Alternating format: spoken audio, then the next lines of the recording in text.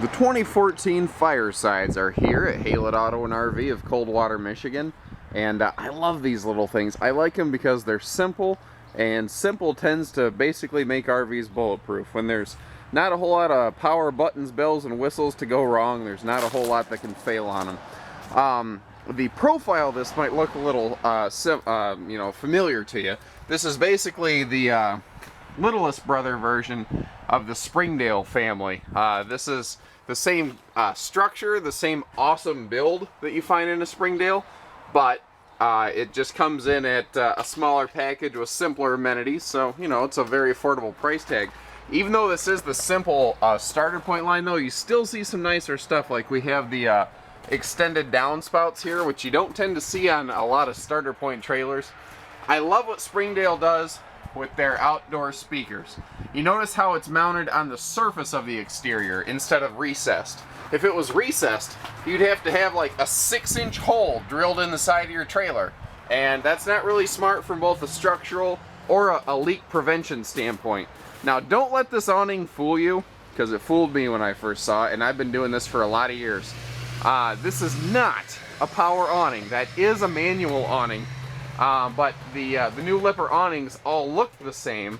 It just does not have a power motor system on it. Very, very tricky. I didn't catch that the first time I saw it, and I actually had to reshoot this video because I don't like to have bad information floating out there for people.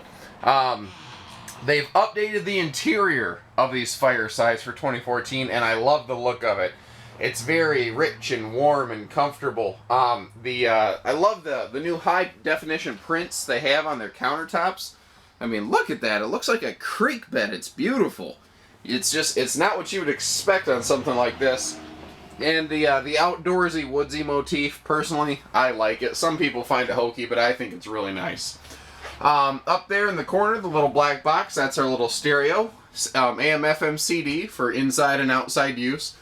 And you see there is a little pocket up here, so if you want to bring along some extra devices, you can do that. This is actually a really good place to show you one of the fun construction things on a Springdale, or a Fireside in this case, but it's all the same, is the, you see this wood right here, the light colored wood. It's a number 2 spruce. The reason they use this is because if the guy's moving real fast at the factory, like right here, perfect example, you see how the screw is further down than up? Well, number 2 spruce has an interlocking grain. It's the second best type of wood in the world, basically. And if that guy doesn't hit the piece of wood dead on, there's a good chance the screw would split and blow out the side when this thing goes down the road. Because it's an earthquake when you're rolling down the road. But because the number 2 spruce has an interlocking grain, that is not a concern you have. I love showing people how big and deep the cabinets are. I wear like a little flashlight on my head, so I can kind of move it like this and you can get an idea of depth perception. Another fun thing on these Firesides, I'm going to spin you around here real quick, is these blackout shades. If you want to, it's basically an idea stolen from toy haulers. If you want to blot out the sun, you flip that up and you see how you can just really block everything out. And they just attach to the wall with these handy little button snaps. So it's very simple, easy to use. You don't have to be a rocket scientist. Trust me, if I can do it, anybody can. Now, something you can't really get a good feel for until you see it in person is exactly how large these cabinets are. But when I look at it from below, you can see that it's a really good sized cabinet. You know, far bigger than, say, like a dinner plate, to give you an idea of scope and scale. Gigantic sink here. And I've had people tell me, you know, you can't really wash dishes in a 1-basin sink, and that is not true, and I'll tell you how you do it. You fill this up with about 1 inch of water, wash a dish, rinse it off, shut off the water. You just kind of cycle through like that, and by the time that you're done with your dishes, you just drain your water and you're good to go.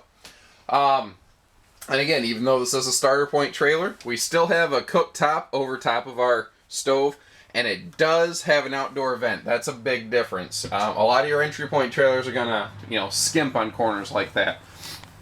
The space up here, the reason I left this giant area up here is if you want to go dry camping, you're gonna want just plain storage, and that's great. If you're not dry camping, it's the perfect place for a microwave. So you can add a microwave if you plan on park camping here and there. Below the gas electric refrigerator, we do have our gas furnace, and then a camper this size, that little furnace will keep you plenty warm. And what's interesting is, again, I mentioned this is a member of the Springdale family, and one of their standards for construction is satellite prep. That's what this little orange jumper here is. If you have like a satellite system you want to wire in, that's where you would put it. And obviously there's a handy shelf for it right there. Speaking of which, right below, let me open this up. Tons of storage, and that's one of the things I love about these Firesides is we have plenty of storage space. And this is an extra hanging wardrobe closet. You can never get enough of that in any RV. The general sleeping arrangement in here is a double below a single bunk, and again you see that blackout shade up top. So if you really want to just block out the sun and go you know, dark camping or catch a nap in the middle of the day, maybe you got a migraine or something like that, not a problem. And again, more storage space. And it sounds ironic, but one of the reasons you have so much storage in this RV is because it does not have a slide. When you put a slide against the wall, you eliminate basically all of your opportunities for closet space. So there are benefits to not having slides. Not having slides means this trailer is lighter weight, has more storage, and costs less money. And no one tends to complain about any of those things. It's not that slide outs are bad. Quite the opposite. Slides are great. They give you tons of space. They're very nice for a comfortable living area. You know, they look cool. So there's that.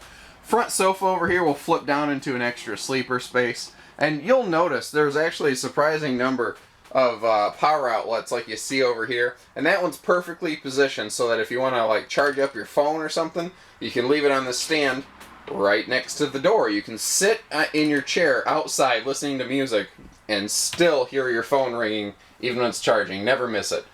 A lot of other fun things going on. I've run almost twice as long as I like to on these videos, but there's a surprising amount of good things to talk about on a little trailer like this. That's why we sell so many of them. The number here is 800-256-5196. Haylett Auto and RV of Coldwater, Michigan.